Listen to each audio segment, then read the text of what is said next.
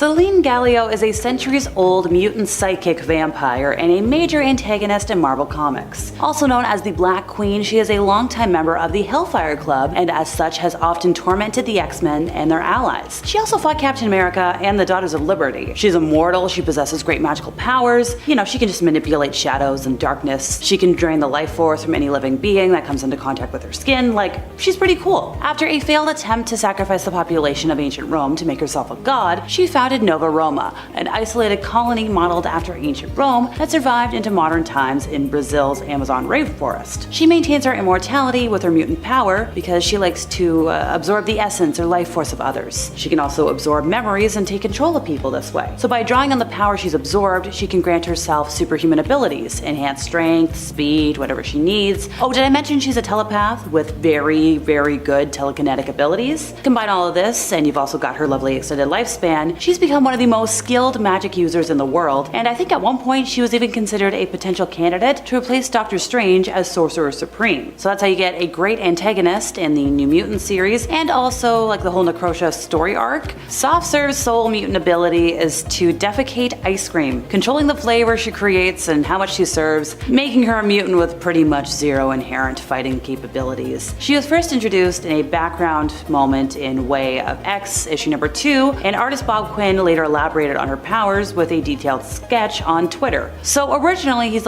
yeah, she's got different plumbing from baseline humans, but later amended that her body is a portal to the ice cream dimension, and the phrase defecating is more about the unfortunate placement of the portal's exit than her actual biological process. Soft Serve, by the way, is not the only mutant with ice cream related powers. You've also got to consider Ice Cream, who can turn himself into any flavor of ice cream. Yeah, ice cream.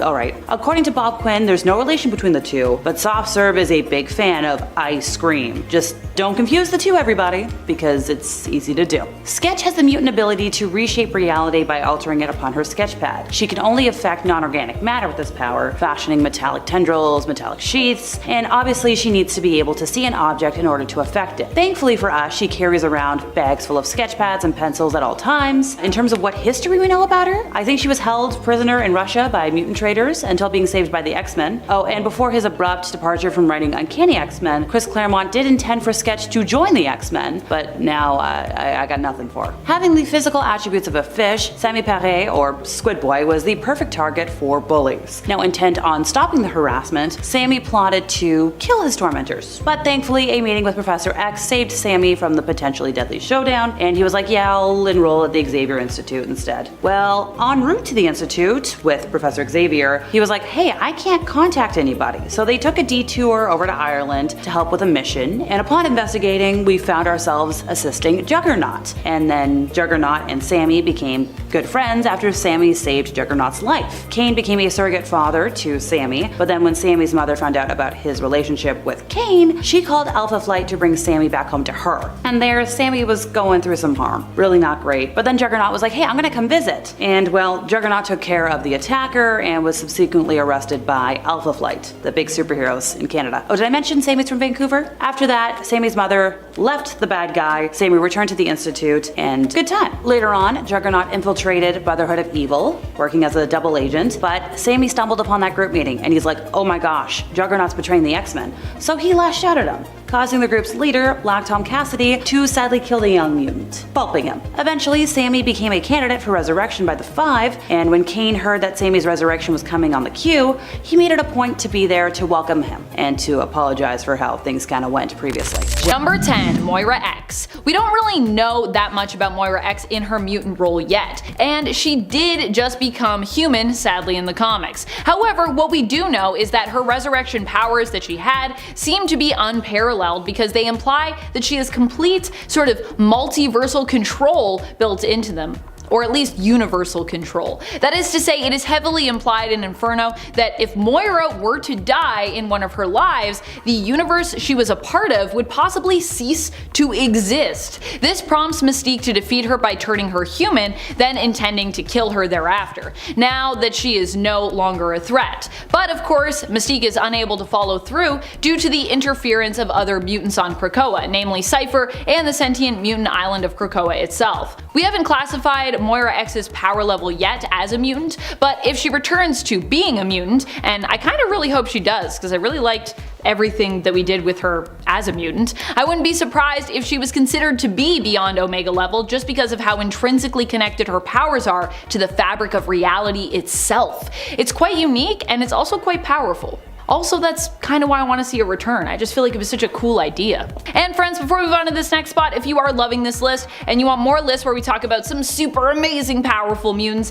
be sure to let us know by giving this video a thumbs up. I don't know if we have 10 more beyond Omegas, but maybe we could. Alternate realities. Number 9. Professor X. Professor X is typically classified as an alpha level mutant, so I'm sure you're wondering what made me so boldly include him here. So bold! 2 levels above where his Marvel fandom page has him classified as. I have some things that I disagree with though with that Marvel fandom page, to be honest. And honestly, I put him on this list because of some recent developments that I think were really cool and blew my mind. You can let me know if your mind was also blown by these or not. During the 2021 Inferno story, we saw Xavier and Magneto go up against Omega Sentinel and Nimrod after they were caught in a trap laid for them both by Mystique and Destiny. The 2 traditionally villainous ladies ended up kidnapping Moira, and while attempting to track her, believing her to have been taken by Orchis, instead, Magneto and Charles ended up fighting against that organization, or more specifically, their Sentinel creations. They ended up fighting more against those because Orchis was quickly, all the humans were gone. During this fight, Charles defeated, or at least very nearly defeated, Nimrod at one point by using his telepathy to, in essence, break them apart. And while this is crazy, what's even cooler is it was hinted that Xavier was capable of this level of psionic assault in the past, when the X-Men actually first fought against the Sentinels back in the Stan Lee and Jack Kirby days, when he concentrated intensely and he actually managed to use his power to temporarily kinda like put the Sentinels to sleep. To me, this was an amazing feat, and it was kind of a cool callback to that original fight against the Sentinels, and one that made me consider Xavier's potential for being an Omega level or even beyond Omega level mutant. I know there's gonna be some people that are gonna be like, hey, no, that was telekinesis, Amanda, and that's what's going on. But I don't think that Xavier actually has telekinesis. I know people say, no, Cassandra Nova, that genetic connection. I'm sorry, but I can't accept it. But if you accept it, that's fine. I just can't. So that's why I'm referring to it as telepathy, just so you know. I acknowledge that it is apparently a thing. Number 8. New Sun. New Sun is an alternate version of Gambit who actually first appeared in one of the Gambit series and is initially a more mysterious figure. He is what Gambit would have been like had he been created purely to be studied and utilized by the government. New Sun ended up escaping the Alpha 1 facility where he was raised and held though. This version of Gambit hails from the alternate reality of Earth 9921. Unlike Gambit, he does not have restrictions or mental blocks when it comes to his capabilities. He can also turn himself into energy and charge objects with kinetic energy without even needing to touch them. New Sun basically shows the potential that Gambit has for his power. However, in the 616 reality, there is an element of fear that Gambit harbors when it comes to his own powers and abilities that New Sun doesn't seem to possess. Which is what makes him so dangerous, but also what puts him way ahead of Gambit's mutant power levels. I wouldn't be surprised if New Sun was classified to hear that he had the potential to be beyond Omega. I've also just been a really big fan of the fact that like Gambit could be crazy powerful, he just like kind of chooses not to. I think that's cool. Number 7. Matthew Malloy. Matthew Malloy was said to be basically one of the strongest mutants in the entire world, in the entire multiverse even, or at least in his entire world, in his entire universe. Matthew Malloy hails from the reality of 14923, where his power was so great that he caused massive natural disasters by accident, just from feeling intense emotions. He had to be really careful with his powers in order to attempt to avoid such things from happening, but he wasn't very good at being very careful. Matthew Malloy's power set was reality warping based, but his power was so great that he ended up as more of a danger than an asset to the world and to other mutants. As a result, he was defeated by Tempest with some help from Professor Xavier. She defeated Matthew by going back in time to make sure his parents basically never met each other, so he could never be born. With him no longer existing, reality was changed and the one he had lived in blipped out of existence. Bye. Number 6. Marquis of Death. The Marquis of Death is a mutant who is well known for his ability to destroy. He could travel to alternate universes, traversing the multiverse, and was capable of destroying whole worlds within seconds, just with a thought. The Marquis of Death was not from the main continuity of Earth 616, but the alternate Earth of 807128, although there are other alternate versions of him in other universes besides. He's not the only one. This version of Clyde Wincham Jr. became obsessed with death after coming under attack by multiple villains and killing them in an instant with a single thought. He would end up being seemingly killed himself by Dr. Doom in the end, who worked with the Marquis under the guise of being his apprentice. That's the only reason why I ranked him so low. I know Doom is awesome, but I was just like, wow, defeated by Doom. That's how it goes sometimes, I guess. Number 5. Franklin Richards. Or at the very least, an alternate Franklin Richards. Franklin Richards of Earth 616 was recently stripped of his mutant status. No more mutant for him. And while I'm not convinced this will end up staying a permanent change to his character, I don't think it's been undone yet, as far as I know. I'm not up to date on my Fantastic Four though, so if I'm wrong, let me know, because I want Franklin to become a mutant again anyways. It turns out that Franklin had been using his power to alter his genetics to appear as a mutant. This was not intentional, but apparently was subconsciously done, and when his power started to go all wonky, eventually his unintentional genetic manipulation came to an end, which ended up with him being rejected from Krakoa, no longer able to visit there, because they basically found out you were never really a mutant, so bye. A future Franklin Richards of Earth 10774, however, seemed to have remained a mutant, either permanently one in this alt future, or simply not exposing that he had unintentionally faked his mutant genes. Not really sure which. It was the Mad Celestials in this future that identified him as beyond Omega level. Number 4. Miranda. While we never really got to know Miranda's codename or even really her full name, she was given her very own mutant class. That is how great her power was. Beast had to create a whole new classification just for her. She only appears in the Worst X-Men Ever limited series, which by the way is a really great read that I'd recommend you check out if you haven't already done so. Miranda here is shown to have reality warping powers, but ones that don't adversely affect space, time, the multiverse, anything in her reality, or the fabric of the continuum. Beast decided to give the new classification, which would sit above Omega, the name of Omicron, just because he thought it was the most ominous sounding letter of the Greek alphabet, which I gotta say, I love Hank's reasoning for that. So great. Classic Hank. I think my favorite thing is that although in this universe Miranda was beyond Omega level and could have fixed the world in like a snap, just with a thought, just with a pop. That's how her powers work. She does a thing and it's like pop. She understood why the balance of everything kinda had to be maintained, and was very chill and content to just basically hang out instead of use her powers to fix or ruin the world, as so many reality warpers are prone to try and do, intentionally or unintentionally. And this is also a person that literally wouldn't ruin it, or like nothing bad would happen if she did it. Which is pretty cool. Number 3. X-Man. X-Man is the genetic offspring of Jean Grey and Scott Summers, but hails from the alternate reality of Age of Apocalypse, Earth 295. Nathaniel Grey, being the product of Mr. Sinister, using the genes of Jean and Scott, is pretty much the epitome of what their perfect, all-powerful son could be like. Nate himself also seems to have a psionic connection to his alternate reality self, and kind of alternate reality brother, Cable, as well. At least I like to think of them as like alternate reality brothers. Nathaniel Grey is considered beyond Omega because of just the sheer level of power that he possesses. Like most others on this list we considered to be beyond Omega, he also holds the power to warp reality, but he can also do a lot more than that. Although I think if you can warp reality, that's pretty much just like saying you can really do like anything at all. Kind of like having all the superpowers in one superpower. So I won't even go into everything he can do, because basically if you're like, can he do that? Yes, he can do that. He can do everything. Number 2. Mad Jim Jaspers. Mad Jim Jaspers is a mutant that we don't talk about very often on our mutant lists. He's often a character that falls by the wayside because I suppose he's kinda niche. He hasn't been in like a ton of comics, but when it comes to what he's capable of, he definitely deserves our respect and deserves a spot on this list, I think. Of course, Mad Jim Jaspers is another reality warping mutant. So many Omega and beyond Omegas tend to be reality warpers, to be honest, which is interesting considering as an Omega even, you're supposed to be the top of the class in whatever your specific powers are. Of course, there are a lot of approaches and methods when it comes to how mutants can reality warp, which is, I suppose, what makes all those Omega and beyond reality warpers out there distinct and different. That's how we can have so many of them. While Mad Jim Jaspers hasn't been confirmed as beyond Omega level just based on what we know of him to be capable of, it seems super likely that he would be at that tier, were he to be categorized, were he to be given a classification and a level.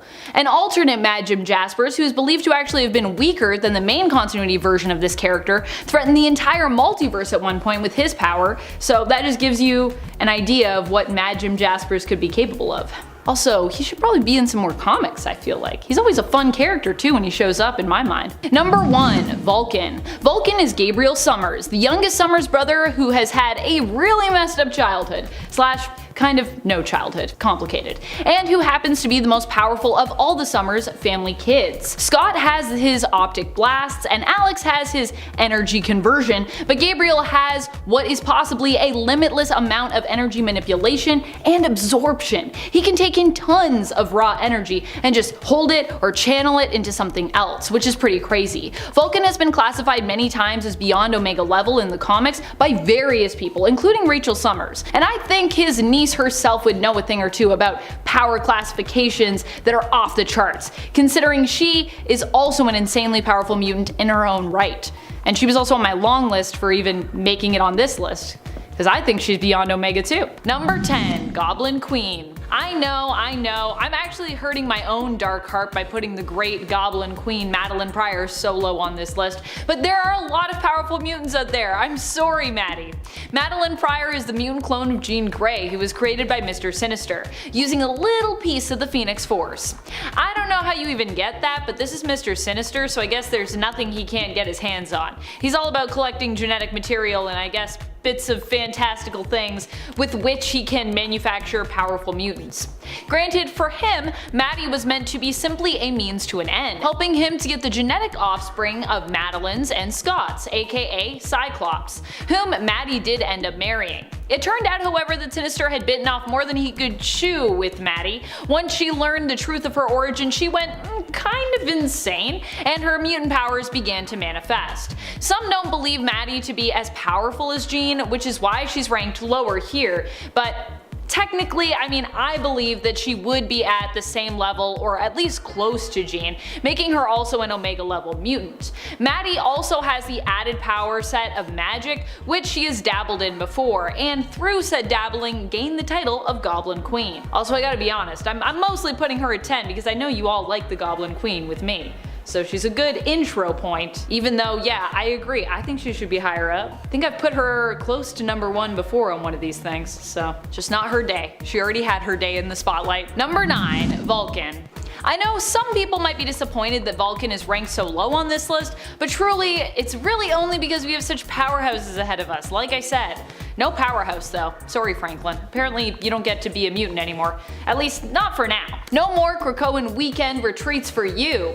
But anyways, back to Vulcan. Vulcan's power set is all about energy manipulation. Despite being the youngest Summers brother, he also happens to be the most powerful. Where Cyclops is a good guy and Havoc is often a confused guy, Vulcan is often an evil guy, though he hasn't always been evil. It does seem that there is something villainous deeply embedded within him though that just comes out.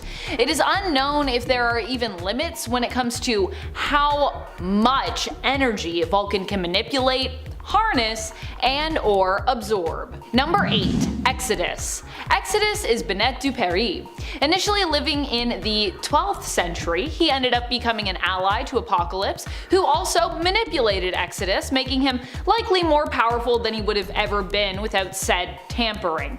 Exodus is considered to be immortal, and can also heal and resurrect others, and heal and regenerate parts of himself. He is also an immensely powerful psionic mutant. He can feed off the life force energy of others, is a powerful empath, telepath, and telekinetic. Not only that, but he is insanely durable, basically being impossible to kill or destroy, and can teleport.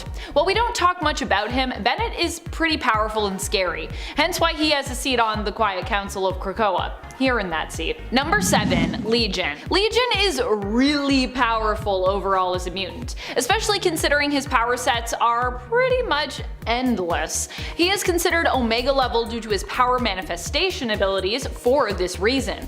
Legion is David Haller, the son of Professor Charles Xavier and Gabrielle Haller. David is often depicted as living with a severe dissociative identity disorder, having over 100 personalities residing within him, each with their own power set. Because of this, Legion is often considered a big wild card when it comes to his alignment. He is very chaotic, but more often has been considered a villain as opposed to a hero.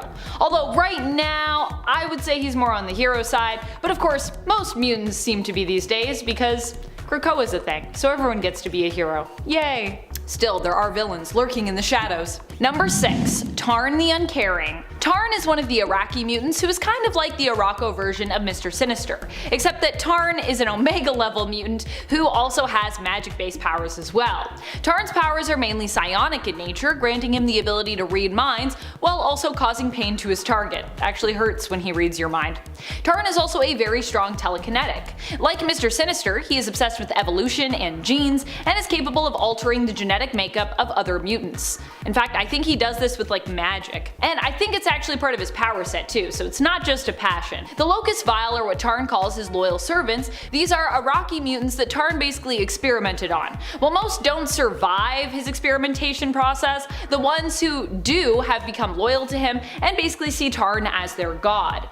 Tarn also has the ability to teleport, so yeah, he's just scary OP. He's just a person that I'm like, wow, I love that this is the Hellions, like one of their villains. And they're a mess, but it's like, here, take Tarn. He's crazy. He's crazy powerful. Good luck. Number 5. Magneto. Magneto is an extremely powerful mutant. He is known as the master of magnetism, and his power set allows him to control and manipulate anything that might be considered magnetic fields, and anything metal based usually. Guns are useless against him. He can disassemble them or crumple them with a mere thought, and can use his powers even to move giant mounds of rock by grabbing hold of the metals within them.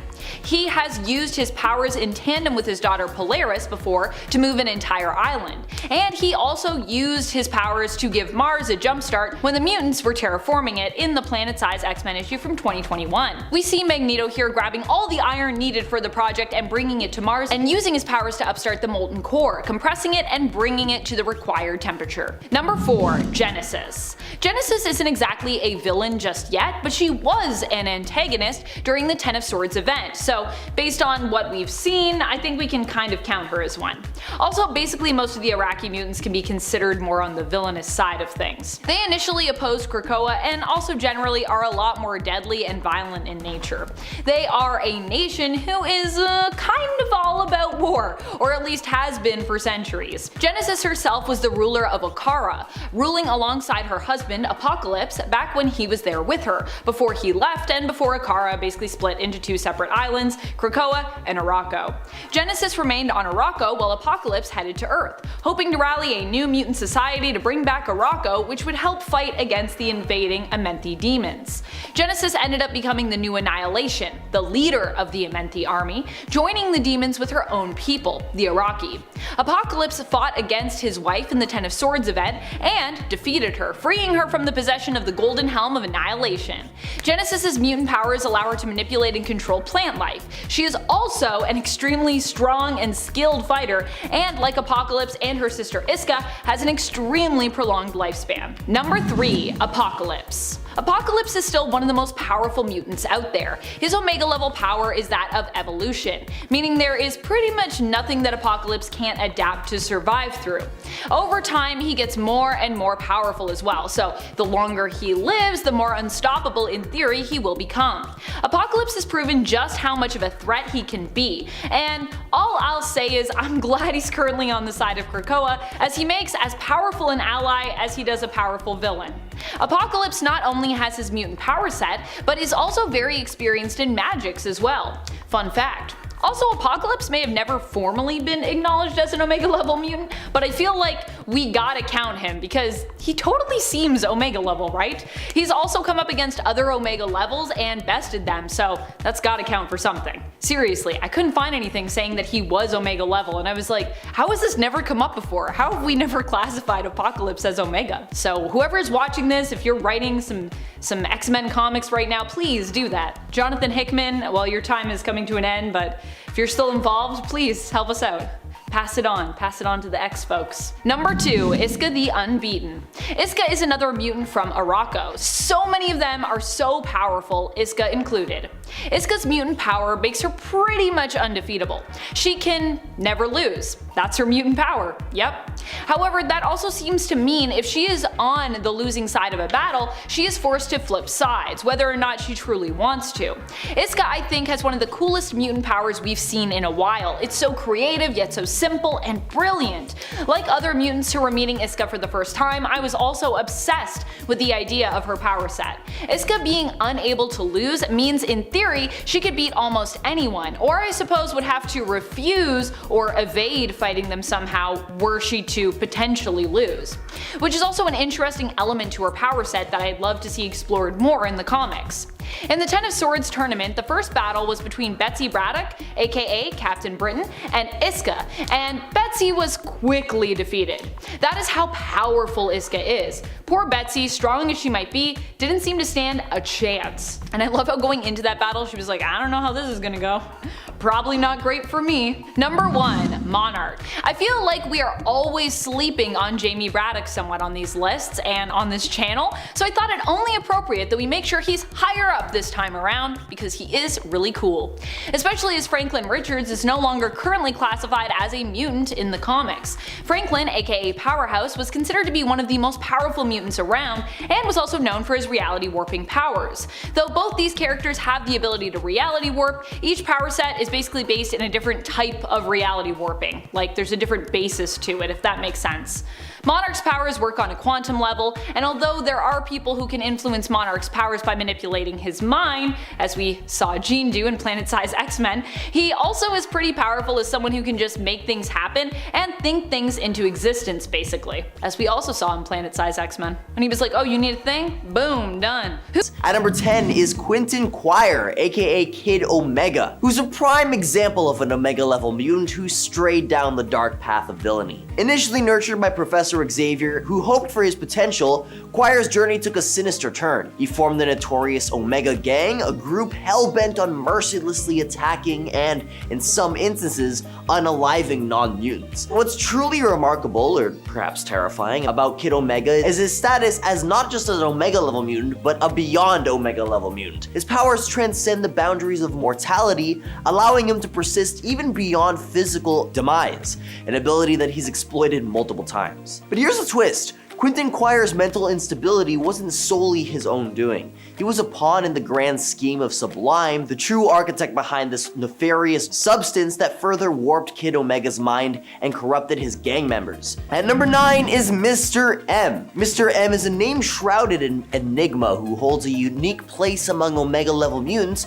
who walk the thin line between heroism and villainy. This dude's abilities encompasses an astounding array from the psionic manipulation to telekinesis, telepathy, and the awe-inspiring power of energy manipulation. But his story takes a twist that mirrors the complexity of the mutant world itself. See, Mr. M's descent into darkness was triggered by a chilling prophetic vision, a harbinger of his transformation into a destroyer. You see, he believed that salvation for his cherished mutant town, a place he'd adopted after years of wandering, lay in eradicating all sickness and corruption. His intentions, albeit misguided, were fueled by a deep desire to protect his home. Though he ultimately failed in his quest, Mr. M remains an anomaly, one of the rare mutants who retained their powers after the cataclysmic M-Day event, leaving us to ponder the intricate interplay between power, purpose, and the blurred lines of heroism and villainy. If you're enjoying this video so far, you can support the channel by pressing like, subscribing to Top 10 Nerd, and ringing the notification bell. At number 8, we have Shadow King. Shadow King was born from the darkest recesses of human consciousness, and is a complex and formidable Omega-level cosmic entity turned villain. Emil Frank, the mutant vessel for this malevolent malevolent entity, who's the mutant in question, possesses the power of telepathy that rivals even Charles Xavier. His psychic dominance extends beyond the ordinary, effortlessly manipulating formidable telepaths like Marvel Girl and Psylocke. But their true menace lies in his ethereal existence, requiring a host body to manifest in the material world. This parasitic attachment grants him extraordinary powers,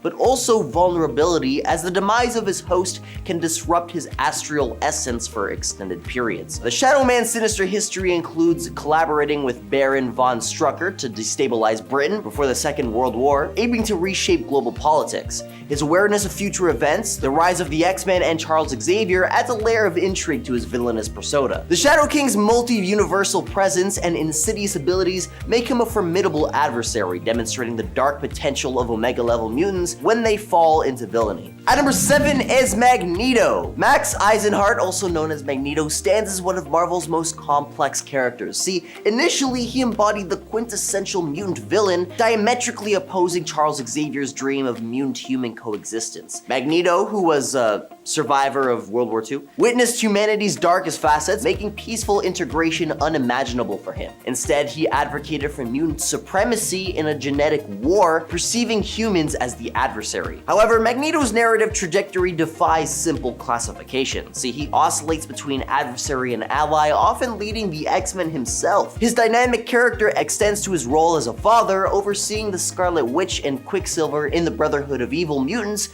which evolved into a morally ambiguous faction. In contemporary storytelling, Magneto leans towards anti-heroism, driven by a fierce commitment to mutant protection. This complex evolution reflects the rich storytelling potential within Omega-level mutants, challenging the traditional hero-villain paradigm in the Marvel Universe. At number 6 is David Richards. Omega-level mutants are the cream de la crop in the mutant world, who usually stand as defenders of both mutants and humanity. But then there's David, a sinister twist in the narrative. He never reached the godlike heights of beings like Mad Jim Jaspers or Hyperion, but make no mistake, he's no ordinary mutant. Sentinels were like playthings for him. He manipulated Blink, teleportation virtuoso, into a macabre dance of suffering with thousands of innocent lives on the line. He's like, okay, imagine Professor X and Magneto and the Phoenix Force rolled into one malevolent entity, and you've got David. Thankfully, David himself never fully harnessed the Phoenix Force, but his penchant for terrorism sent shivers down spines everywhere. At number 5 is Scarlet Witch. Wanda Maximoff, also known as the Scarlet Witch, embodies the complex nature of Omega-level mutants gone awry in the Marvel Universe. Initially aligned with her father Magneto in the Brotherhood of Evil Mutants, she and her brother Quicksilver transitioned to heroism by joining the Avengers. However, Wanda's tumultuous history is marked by her struggles with mental instability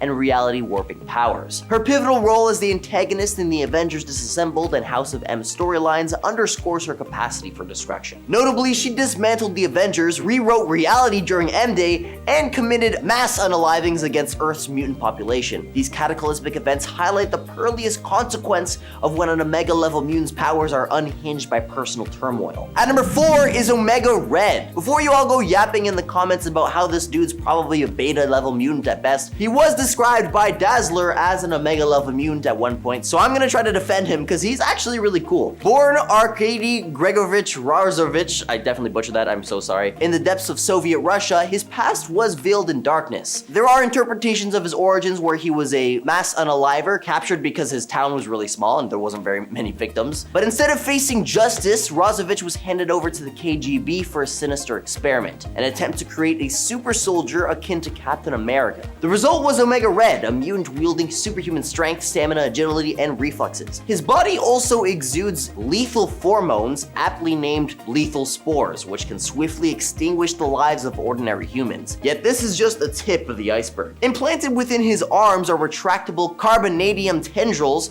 formidable weapons capable of ensnaring victims or lashing out like deadly whips. His endurance is staggering, allowing him to battle foes, including Wolverine, for hours without fatigue. At number 3 is Legion. Born from a secret union between Charles Xavier and Gabriel Haller, his early life was marked by tragedy and obscurity. A survivor of a brutal attack, Legion's latent mutant abilities were abruptly awakened, which intertwined his mind with the consciousness of Jamiel Cabril, one of the assailants responsible for the attack. The subsequent psychic battle between his fractured psyche raged for years until he fell under the ominous influence of the Shadow King, which we talked about earlier. Under this malevolent puppeteer's control, Legion became an unwitting agent of chaos, committing heinous acts that fueled hatred and division. Eventually, when he briefly regained control, his actions still remained misguided. His attempt to fulfill his father's dream of human-mutant coexistence by assassinating Magneto backfired catastrophically, thrusting the world into an early revelation of mutants and leading to Xavier's tragic demise, thus leading to the entire events of the Age Apocalypse timeline until Bishop managed to rewrite history again by unaliving Legion himself. At number 2 is President X. In this alternate universe, Charles Xavier, who never established Xavier School for Gifted Youngsters, decided to become a politician instead.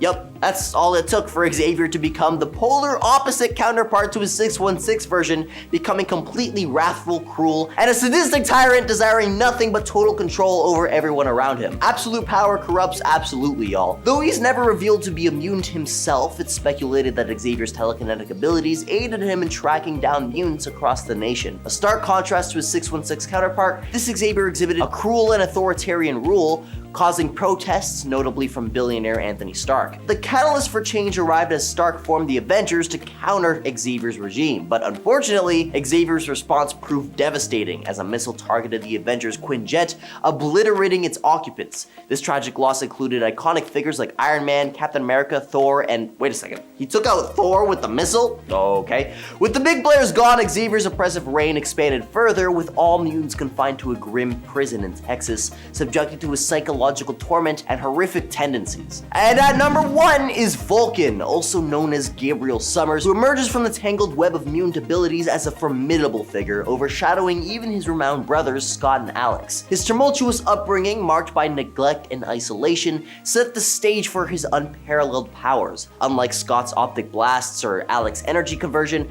Gabriel possesses the astounding gift of energy manipulation and absorption, seemingly boundless in its potential. But what sets Vulcan apart is his ability to vicariously absorb vast quantities of raw energy and retain it within himself like a cosmic reservoir. This stored energy can be wielded at his discretion or redirected as needed, making him a walking powerhouse. In the annals of mutant classification, Vulcan has transcended traditional boundaries, earning him the elusive title of Beyond Omega Level from discerning minds like Rachel Summers. The Summers bloodline, it seems, has birthed not one, but 2 extraordinary mutants, with Rachel herself as a testament to the family's unparalleled genetic legacy. Omega level mutants come in all shapes and sizes. Many have abilities that would allow them to single-handedly save the world, or if they wanted to, just as easily destroy it. X-Men is the genetic offspring of Jean Grey and Scott Summers, but hails from the alternate reality of Age of Apocalypse Earth 295. Nathaniel Grey, being the product of Mr. Sinister, using the genes of Jean and Scott, is pretty much the epitome of what their perfect, all-powerful son, or just offspring in general, could be like. Nate himself also seems to have a psionic connection to his alternate reality self, and kind of alt-reality brother, Cable, as well. Nathaniel Grey is considered beyond Omega because of the sheer level of power he possesses. Like most others on this list that we're going to talk about in terms of just how powerful they are, he also holds the power to warp reality. But he can also do a lot more than that. Although I think if you can warp reality, that's pretty much just like saying you can really just do anything at all. Kind of like having all the superpowers in one, which is pretty much what X-Man is doing here. Do you have a favorite reality warper, or do you just have like a favorite power that you think is like super OP? Let me know in the comments below. Is there anything that's more powerful than reality warping? I think that's one of the top ones for me. Well, I really love super speed too. You can do a lot with that power if you can think fast enough. I feel like we're always sleeping on Jamie Braddock somewhat on these lists, so I am very happy to be featuring him here for once. We don't talk about him enough, really. Especially because recently Franklin Richards was also kind of taken out and declassified as a mutant in the comics, although thank goodness he's finally back. Franklin, aka Powerhouse, is often considered to be one of the most powerful mutants around, and is also known for his reality warping powers, though both of these characters actually have the power to reality warp. Like I said, reality warping, it's super powerful. Each power set, though, that we have here when it comes to reality warping is based in usually a different type of reality warping. Now for Monarch, his powers work on a quantum level. Although there are people who can influence Monarch's powers by manipulating his mind, he also is just pretty powerful as someone who can just make things happen and think things into existence basically based on how his powers work. David Haller is the son of Charles Xavier and Gabrielle Valhalla. As a child, he was scarred from witnessing a brutal, horrific attack while in Beirut, and this caused him to develop a split personality disorder. Each personality that lives within him, and sometimes even without him, is fully independent and exhibits its own mutant ability, meaning that the access that Legion has appears to be almost limitless when it comes to all the different powers that he can at times possess. It's not really his fault that he has a tendency to take things too far, as the damage he does is often caused by, the fact that he has a neurodivergence. When he is able to demonstrate control over his powers, he can actually be quite helpful when he wants to be, even fighting alongside the X-Men and his father Professor X at times. That is, when he's not busy being kinda evil. But when he loses control, his abilities tend to manifest in unpredictable ways. He once blew up an entire facility after losing control, and he also kinda created AOA, so yeah, he's done some pretty crazy things. Iska is a mutant from Morocco. So many of the mutants from Morocco are so powerful, Iska included. Iska's mutant power makes her pretty much undefeatable, I would say, at least in a fight, and possibly when it comes to destroying the world, depending on the stakes here. She can never lose. Yep, that's her mutant ability. However, that also seems to mean if she is on the losing side of a battle, she is forced to flip sides. Whether or not she truly even wants to do that, we don't really know. She has to flip because she has to be on the winning side. Iska, I think, has one of the coolest mutant powers that we've seen in quite a while. It's just so creative, it's so unique, but it's so simple, Like other mutants who were meeting Iska for the first time, I was also obsessed with the idea of her power set. Iska being unable to lose means in theory that she could beat pretty much anyone, or I suppose would have to refuse or somehow evade fighting them were she to risk losing, which is also an interesting element to her power set that I also don't think really gets explored enough, although it is early on in terms of her character. In the Ten of Swords tournament, the first battle that we saw her in was between her and Betsy Braddock, aka Captain Britain, and Betsy was pretty quickly defeated here. That is how powerful Iska is. She just goes up against you and you're gonna lose. Honestly, poor Betsy too. Strong as she might be, she did not stand a chance and she just literally got shattered into pieces. Apocalypse is still one of the most powerful mutants out there. His Omega level power is that of an evolution, meaning there is pretty much nothing that Apocalypse can't adapt to survive through. Over time he gets more and more powerful as well, so the longer he lives, the more unstoppable, in theory, he and his power set will become. Apocalypse has proven just how much of a threat he can be, and all I can say is I'm glad he's currently on the side of Krakoa, or that he was at least recently before Fall of X, as he makes as powerful of an ally as he does a villain, obviously.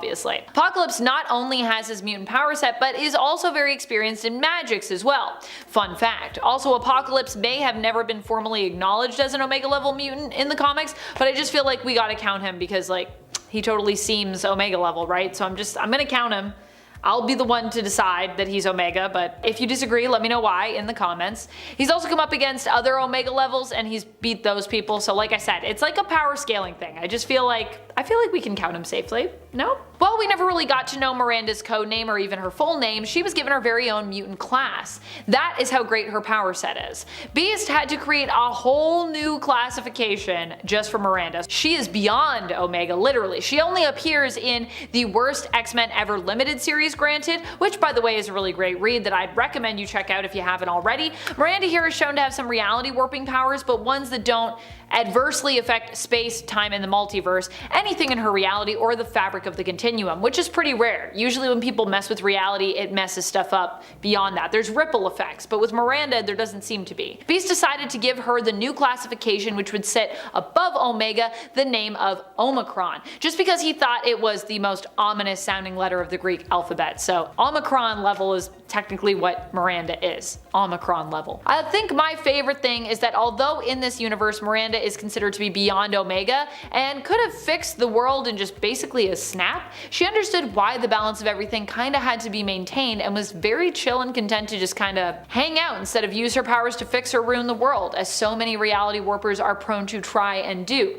intentionally or unintentionally. Franklin Richards has created more than one universe, including a pocket universe that he used to save a bunch of heroes, including his parents, from the villain Onslaught. And you know what they say, if you can create a universe, you can probably also destroy one too. He has resurrected Galactus, granted after discovering that that the universe couldn't really continue without the cosmic being, and he is powerful enough to kill Celestials. But despite all this power, Franklin has often been shown as using his power for the good. Still, the amount of power that he has seems so ludicrous that I would argue he still needs to sometimes be held back simply for this reason, because he just has so much power. Maybe that's why we took away his mutant status for a while in the comics. He's just too OP.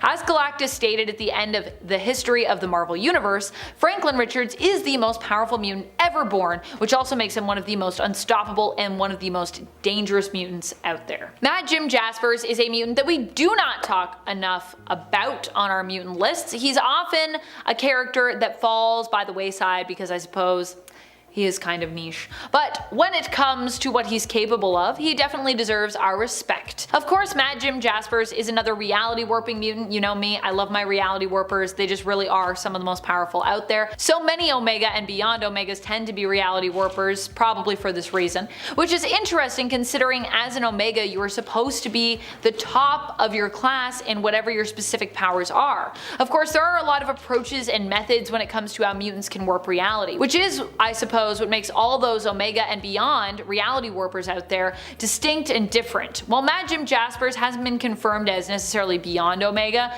just based on what we know him to be capable of, it seems likely that he could also be at that tier. An alternate Mad Jim Jaspers, who is believed to have been weaker than the main continuity version that we have, threatened the entire multiverse at one point with his powers, so he's on a pretty high level. He could definitely destroy the Earth. He could probably destroy the multiverse, let's be real. Vulcan is Gabriel Summers, the youngest Summers brother who had a really messed up childhood, slash kind of honestly no childhood, and who happens to be the most powerful of all the Summers family kids. Scott has his optic blasts and Alex has his energy conversion, but Gabriel has what is possibly a limitless amount of energy manipulation and absorption. He can take in tons of raw energy and just hold it. Or he can channel it into something else, which honestly is pretty crazy. Vulcan has been classified many times as beyond Omega in the comics by various people, including Rachel Summers. And I think his niece herself would know a thing or two about powerful classifications that are off the charts, considering that she is also one of those people. I really wanted to put Vulcan higher up on this list too, because I just feel like there's so many reality warpers. I knew this list was going to be mostly reality warpers, but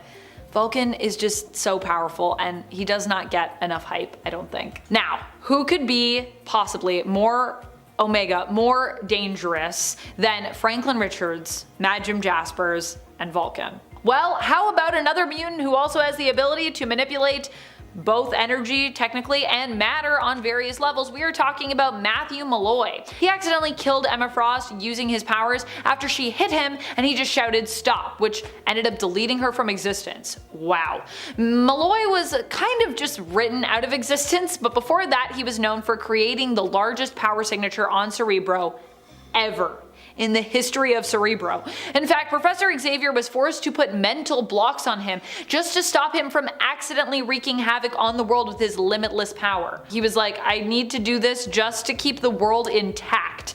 Matthew's power comes from another dimension, so like Cyclops, which is why it also appeared to be the inexhaustible kind. However, after Xavier's death, his power's mental barriers started to deteriorate because Xavier was gone, causing him to become very dangerous. Any surge of emotion can trigger his abilities. He once threatened to destroy the entire state of South Carolina with a potential energy blast, and his telepathic and telekinetic abilities are off the charts. He's just one of those people, like, he could just think about it accidentally and he could just destroy the world. You think the X-Men's powerhouses are all about flashy energy blasts and telekinesis? You're missing the real Omega level threats hiding in plain sight. Jonathan Jono Starsmore, better known as Chamber, commands a truly formidable power set, marking him as a potential powerhouse within the Marvel Universe. His innate ability to generate and project potent biokinetic energy blasts from the gaping void in his chest positions him as a living, breathing energy cannon. However, the sheer destructive force of these blasts, coupled with the significant physical strain they impose, has historically hampered his potential. Picture, though, a scenario where Chamber achieves complete mastery over his volatile energy. Such control would transform him into a singular force of destruction and defense, capable of leveling entire urban landscapes or withstanding the most devastating of assaults. Envision him confronting a Sentinel army. With Omega-level precision, he could unleash a relentless torrent of energy, obliterating entire formations with effortless ease. Furthermore, the possibility exists for him to not merely project, but also absorb energy, potentially siphoning power from the Sentinels themselves. This absorption could catalyze a dramatic evolution of his abilities, transcending simple energy blasts to encompass intricate energy manipulation or even complete energy absorption, propelling him to a level of power that could reshape the very landscape of mutant abilities. Jean-Paul Beaubier, the dazzling North Star, secures the 9th position with his impressive array of superhuman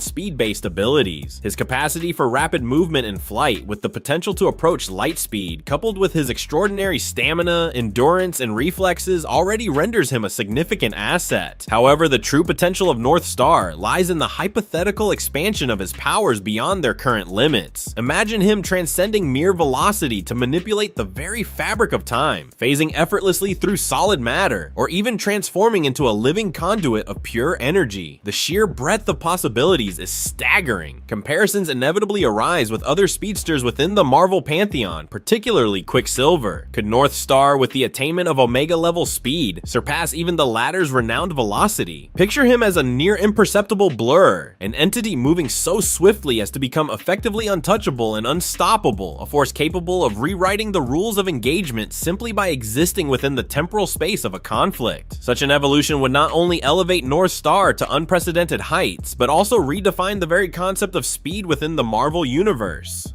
Clarice Ferguson, the enigmatic Blink, secures the 8th position with her extraordinary teleportation abilities, a power that fundamentally alters the dynamics of space and combat. Her capacity to generate portals, facilitating instantaneous travel for herself and others across vast distances, is already a significant tactical advantage. However, her offensive application of these portals, allowing her to displace objects or even selectively remove portions of them, adds another layer of formidable power. Furthermore, her ability to create teleporting javelins capable of instantly relocating anything they touch elevates her to a truly unique and potent combatant. While Blink's current abilities are invaluable to any team, the potential for her powers to reach Omega level status is truly staggering. Imagine her possessing the ability to teleport anything, anywhere, at any time, without limitation. She would become the ultimate infiltrator, capable of bypassing any security measure, the ultimate rescuer, able to extract individuals from any perilous situation, and the ultimate disruptor, capable of manipulating entire battlefields with the precise placement of her portals. Consider the strategic ramifications. She could effortlessly rescue civilians from collapsing structures, divert explosive devices before detonation, or dismantle enemy formations by strategically relocating soldiers to inhospitable environments. This level of control would transform Blink into a master manipulator of space, rendering her an indispensable asset and a force to be reckoned with. Stepping into our number 7 spot is Dani Moonstar, aka Mirage. This new mutant can psionically create illusions based on the fears and desires of others. She's a master manipulator, capable of turning an enemy's own mind against them. But what if Mirage could take her powers to the next level? Imagine if she could create illusions so real they could cause physical harm, or even manipulate reality itself.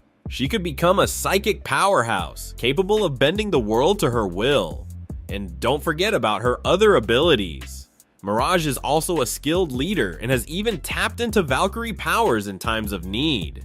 With Omega level potential, she could become a psychic warrior, leading armies and shaping reality with her mind. Blazing into our number 6 spot is Roberto da Costa, aka Sunspot. This Brazilian powerhouse can absorb solar energy and convert it into superhuman strength, flight, and even concussive blasts. He's like a walking solar battery. Now, Sunspot's already a force to be reckoned with, but imagine if he could absorb other forms of energy. He could become a walking energy sponge, capable of draining the power from his enemies, or even feeding off the energy of entire stars. He could fly through supernovas, absorb the energy of black holes, and become a cosmic powerhouse.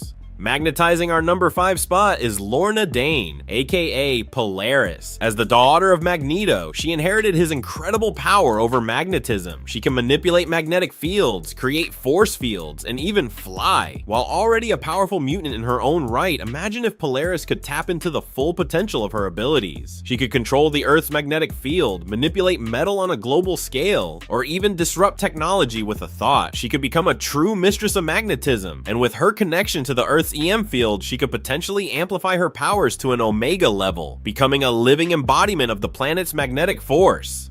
Deciphering our number 4 spot is Douglas Ramsey, aka Cypher. This mutant has the incredible ability to understand any spoken or written language, human or alien. He's basically a universal translator. Now, while Cypher's power might seem passive at first, imagine if he could use his language skills to manipulate technology, reprogram machines, or even communicate with and control sentient computer systems. He could become the ultimate hacker, capable of infiltrating any system and bending it to his will. He could rewrite computer code with a thought, shut down entire power grids, or even communicate with alien civilizations. Forging his way into our number 3 spot is the brilliant inventor Forge. This mutant has an intuitive talent for inventing any kind of mechanical device. He can create anything from weapons to vehicles to even time travel devices. Now, Forge is already a valuable asset to any team, but imagine if he could push his powers to the next level. He could create technology that defies the laws of physics, build machines that manipulate reality, or even design weapons capable of taking down the most powerful beings in the universe. He could become the ultimate weaponsmith, outfitting mutant kind with technology that could rival even the Celestials. Swirling into our number 2 spot is Soraya Kadir, aka Dust. This Afghan mutant can transform her body into a cloud of sand, granting her flight, intangibility, and even the ability to suffocate her enemies. While already a formidable opponent, imagine if Dust could control sand on a massive scale. She could create sandstorms that engulf entire cities, manipulate the very ground beneath her enemies' feet, or even solidify sand into weapons or structures. She could become a true force of nature. With Omega level control over sand, she could reshape deserts, create oases, and even manipulate the Earth's tectonic plates. And finally, crawling into our number 1 spot is Japheth, aka Maggot. This mutant has a unique digestive system that manifests as 2 slugs that can consume any material and grant him superhuman strength and size. Now, while Maggot's powers might seem a bit gross at first, imagine if he could control those slugs and their digestive abilities. He could consume anything, from energy to matter to even abstract concepts like time or space. He could become the ultimate recycler, capable of breaking down and rebuilding anything in existence. He could devour entire planets, absorb the energy of stars, and even rewrite the fabric of reality. And that's just a taste of the untapped potential within the X-Men. Welcome back, nerds. Mutants are some of the most powerful people in the Marvel Universe, and though we love the classics like Storm, Professor X, or Magneto, there are so many underrated mutants whose powers would shock you. Like number 5, Magma. Magma learned the hard way that she can control magma, hence her name, and also the literal tectonic plates in the earth. Magma is from a secret Roman colony in Brazil called Nova Roma, where she grew up learning different fighting techniques, primarily those, of course, that existed in the days of the Roman Empire. But how did she learn the hard way about her impressive mutant ability? Well, she got thrown into a volcano as a sacrifice. You can probably guess the good news though. She was actually fine. Magma can't hurt her if she is lava and magma. Controlling the plates of the earth, magma can make volcanoes appear and cause earthquakes. When in her magma form, she can't be hurt by anything hot, which makes sense. She can generate fire and magma and throw it at you. It's hard to fight her as just like a regular human because you would probably be coming at her with like metal or plastic weapons, and extreme heat means you'd be leaving with soup. But as we mentioned at the start, she is trained in various fighting styles, so she honestly might not even need to shift into lava form. And then, as one final bonus, she can heal herself if she's touching the ground or something hot. 4. Karma, a telepathic puppet master. Her telepathy is limited in the sense that she doesn't necessarily like read your thoughts or erase your memories, as well as some other telepaths do, but she doesn't really need to if she can and will take you over using psychic possession. Karma projects mental energy surges at whoever she intends to take over. Those surges mess with the person's consciousness and takes their hands off the wheel long enough for Karma to swoop in, making you her puppet to do with as she pleases. The victim ends up in an almost like dreamlike state and doesn't even remember anything when they wake up. But what makes her really stand out is her abilities past the mental warfare. She's trained in self-defense with many teachers, including Cable and Magneto. She fought in a war and gained plenty of knowledge about weapons and combat, that. Her psychic shields are extremely hard to break, but even if she didn't have this like extra training or any special abilities, she is still one to worry about due to her financial power as a billionaire. Technically, one of the owners of a billion-dollar company. 3. Armor. Armor has this huge psionic exoskeleton armor that surrounds her body and increases her honestly everything. Strength, stamina, it makes her almost invulnerable, the usual superpower fare. The only major downside is she can't keep it going for very long. She's the one that generates it, and making something like that would really suck the energy out of you. It was established to be made of memories because the Muramasa blade tried to cut through it but couldn't because the only thing it can't cut through is memory. So really, what else are we supposed to think there? There is a pretty twisted way to increase her power.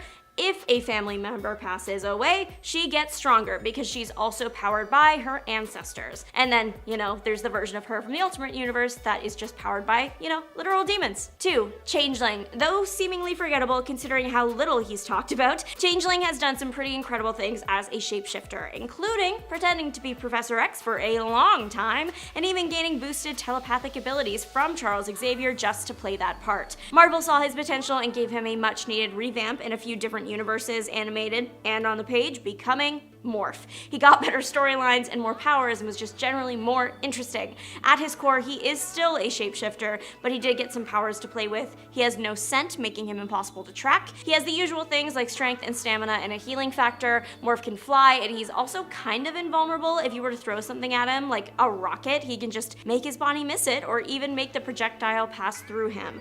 One of the only things that has been proven to actually cause damage is an energy blast. But number 1, Gabriel Shepard, the most powerful of his kind. Shepard is an example of an early version of mutants whose X gene was less evolved, called proto-mutants. There were only a few hundred of them, and Shepard was the last survivor, as he looked the most like a human, so he could blend in. He did end up joining the X-Men for a few days, but it was a rough start. They originally fought because Shepard read the mind of one of the X-Men and discovered that the other proto-mutants had been getting revived to be used as weapons, which isn't cool, and I would also be mad. Shepard actually hated this so much that he dispersed into pure energy. He returned later to help some X-Men take down Lady Deathstrike.